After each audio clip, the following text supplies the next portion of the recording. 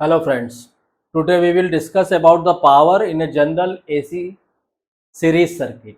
ठीक है, अभी तक हम लोगों ने जो पुराने लेक्चर्स में जो डिस्कस किया था purely inductive circuit, purely resistive circuit, purely capacitive circuit, RL circuit, RC circuit. अगर इन जनरल हम बात करें कि power in a general series circuit, मतलब उसमें आर एल सी तीनों हो सकते हैं, एक हो सकता है, दो हो सकता है। ठीक है, तो अगर हम एक जनरल हम इसका एक्सप्रेशन निकालना चाहें पावर का, तो सिंपली हमें नहीं मालूम है कि प्योरली इंडक्टिव है, प्योरली आरएल है, प्योरली आरसी है। तो एक जनरल एक्सप्रेशन अगर हम निकालना चाहें तो उसके लिए अगर हम पावर की वैल्यू निकालेंगे तो कैसे कर, मान लीजिए हमने कहा कि से सपोज कीजिए कि जो वोल्टेज अप्लाइड है सर्किट में वो है हमारा V m sine phi, V m sine phi. ठीक, करंट हो गई आई एम साइन, और करंट चूंकि वोल्टेज से -90 डिग्री। ठीक है, ये हो गया। या इसको हम 90 फिक्स ना करें, इसको हम लिख सकते हैं, मान लीजिए V इक्वल टू हो गया वी एम साइन फाई, और करंट हो गया हमारा साइन थीटा माइनस फाई। ठीक है, जहां पे फाई क्या है, वेयर आप लिख सकते हैं where phi is the phase difference between voltage and current. Clear, ये वोल्टेज और ये करंट हो गई सर्किट में। अब पहली जो पावर आती है हमारी क्या आती है, इंस्टेंटेनियस पावर। इंस्टेंटेनियस पावर वो हमको मालूम है कैसे, P इक्वल टू क्या होता है, वी आई। तो P की वैल्यू हम यहां रखेंगे, ये हो गया वी एम साइन फाई, और ये हो जाएगा I m sine theta minus phi. ठीक है, और इसे हम कैलकुलेट कर लेंगे यूजिंग ट्रिग्नोमेट्रिकल फॉर्मूलाज।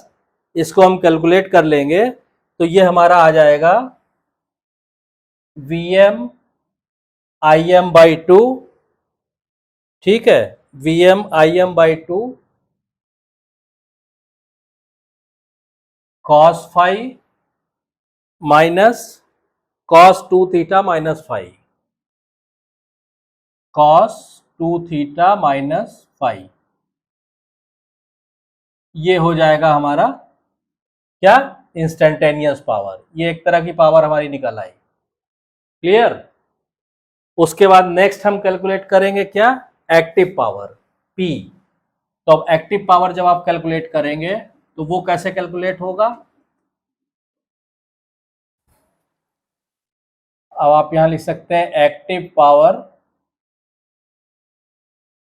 P, ये कैलकुलेट करना है।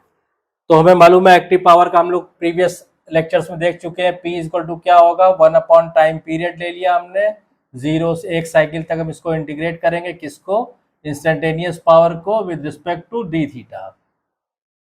ठीक है, अब ये वैल्यूज आप वापस रख दीजिए जो हमने निकाला था P की वैल्यू। तो P की वैल्यू हो गई, चाहे तो आप V m I m by two, ये आ रहा था ना, तो V m I m by two आप बाहर भी लाके लिख सकते हैं।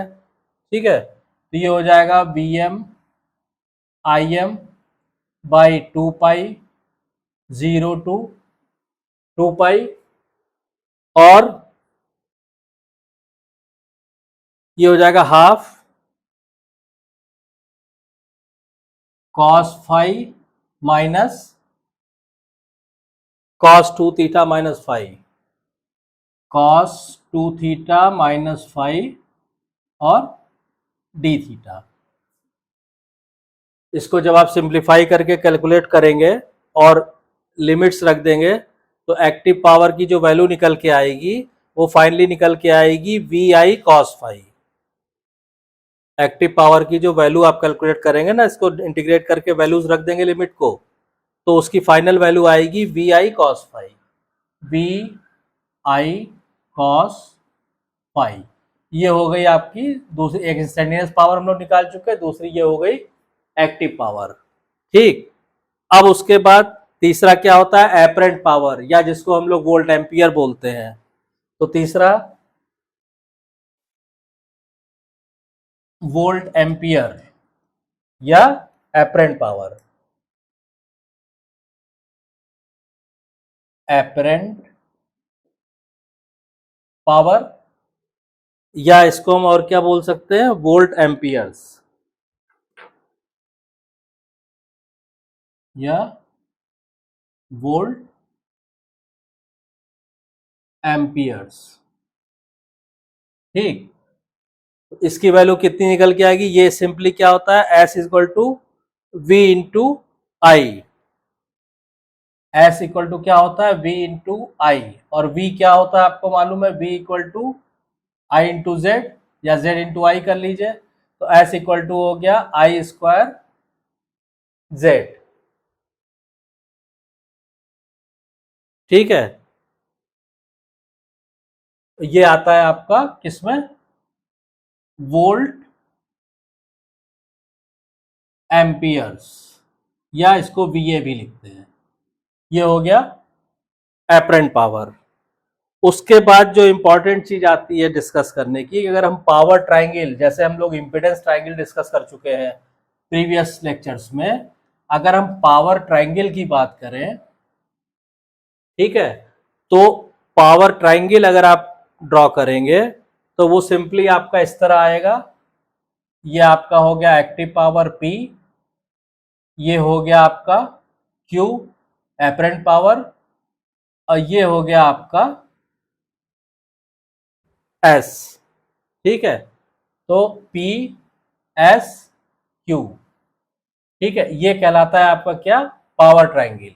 और पावर ट्रायंगल में खास बात क्या है कि मेनली आपको ये डायरेक्ट, ये चूंकि पावर आपकी वेक्टर क्वांटिटी नहीं है, तो ये आप वेक्टर्स नहीं, आप सिंपली ऐसे ड्रॉ कीजिए, नहीं तो वो वेक्टर समझ के गड़बड़ हो जाएगा।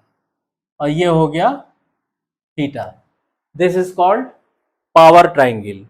और यहां से देखिए क्लियर है कि आपका S square is equal to क्या है, P square plus Q square, this is called power triangle.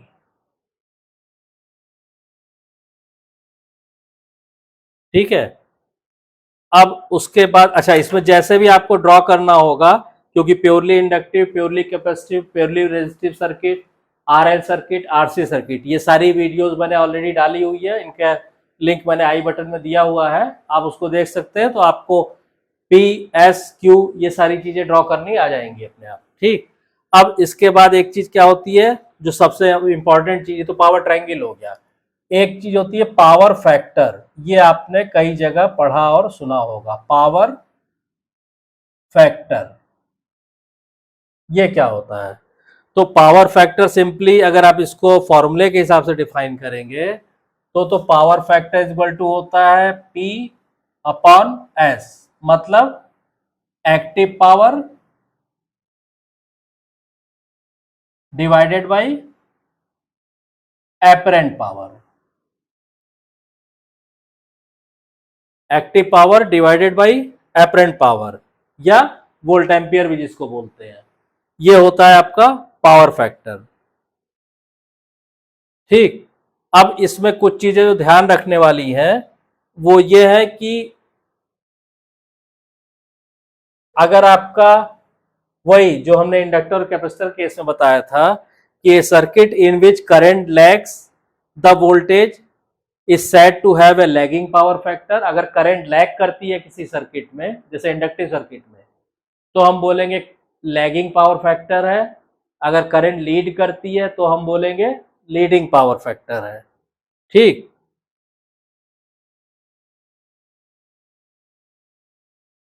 Clear हो गया ये। और सिंपली आप इसको ये भी कह सकते हैं कि the power factor of an AC circuit is also equal to the cos of the phase angle. क्यों कह सकते हैं भाई, अभी पी हम लोगों ने पढ़ा था पीछे, वी आई कॉस फाई था, और एस क्या था, वी आई था, इसको आप कैंसिल कर देंगे तो क्या आ जाएगा, कॉस फाई आ जाएगा, तो इसको दूसरी ढंग से आप ये डिफाइन कर सकते हैं कि power factor of any circuit is the cosine of their phase difference cos phi. ठीक,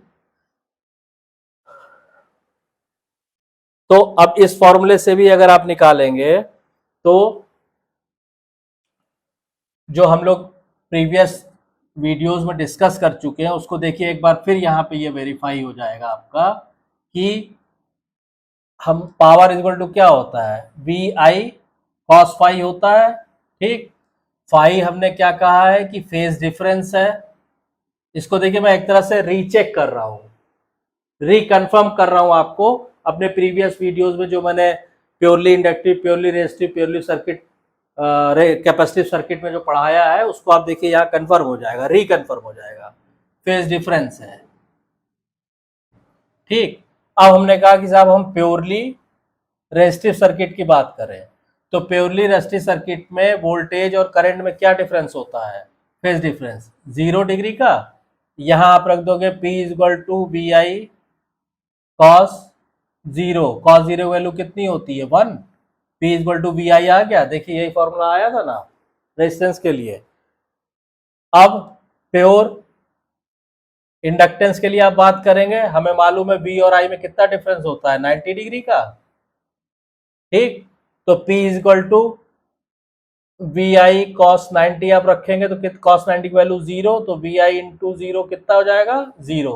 यही आया था कि प्योरली इंडक्टिव सर्किट में एक्टिव पावर 0 होती है।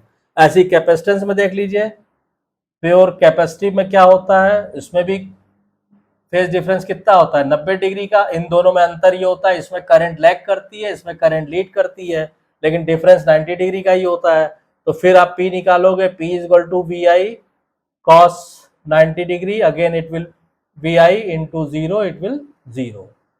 तो चाहे प्योरली इंडक्टिव हो, प्योरली कैपेसिटिव हो, एक्टिव पावर 0 होगी, और प्योरली रेजिस्टिव में active power V into I होगी। ठीक, ऐसे ही आप कंपोनेंट्स की आप बात करेंगे, ठीक है, कि एक्टिव कंपोनेंट ऑफ करंट और रिएक्टिव कंपोनेंट ऑफ करंट क्या होगा। अगर हम करंट की बात करेंगे,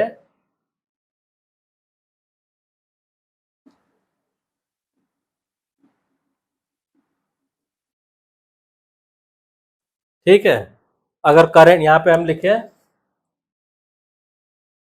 करंट कंपोनेंट्स, ठीक है, कि एक्टिव करंट कितनी होगी और रिएक्टिव कंपोनेंट क्या होगा। तो करंट की अगर हम लोग बात करेंगे तो सिंपली आप इसको लिख सकते हैं कि मान लीजिए ये I है, ये V है, तो ऑब्वियस सी बात है ये फाई होगा। तो जो इसकी एक्टिव कंपोनेंट होगी वो क्या होगी, ये वाली, यानी एक्टिव कंपोनेंट क्या हो गया, active component of current I cos phi, और रिएक्टिव कंपोनेंट क्या हो जाएगा, ये वाला I sin फाई, ये हो गया I cos फाई। ठीक, ये करंट कंपोनेंट्स हो गया। सिमिलरली अगर हम वोल्टेज कंपोनेंट की बात करें, ठीक है, तो वोल्टेज कंपोनेंट भी आप ड्रॉ करेंगे, तो आप वोल्टेज ड्रॉ कर लीजिए, वोल्टेज सर्किट, अरे फेजर डायग्राम। तो मान लीजिए ये हो गया आपका, अगर ये I है तो ये फेज डिफरेंस, ये V हो गया, ये एंगल फाई हो गया, तो ये आपका हो गया VR, ठीक, और वो हो गया आपका VP। तो एक्टिव कंपोनेंट VR कितना हो गया, V cos फाई, ठीक है, और रिएक्टिव कंपोनेंट कितना हो गया, V sin phi, V sin phi. तो देखिए जितनी भी चीजें थी आपकी इसके रिगार्डिंग, आपके सीरीज RLC सर्किट के रिगार्डिंग, वो प्रीवियस जो मैंने वीडियोस डाली हुई हैं और आज के वीडियो में सारी चीजें आपको क्लियर कर दी हैं। आई होप कि आपको वीडियो कंटेंट पसंद आ रहा होगा, चीज़ें क्लियर हो रही होंगी। अगर कोई भी चीज़ में कन्फ्यूज़न है, कोई भी क्वेरी है, तो आप कमेंट लाइन में मेंशन कीजिए, मैं उससे जो भी कन्फ्यूज़न होगा उसके रिगार्डिंग सोल्यूशन दूंगा आपको। और अगर वीडियो पसंद आ रही है तो प्लीज़ वीडियो को शेयर कीजिए, लाइक कीजिए, और चैनल पे अगर आप नया हैं तो चैनल को सब्सक्राइब कीजिए। Thank you.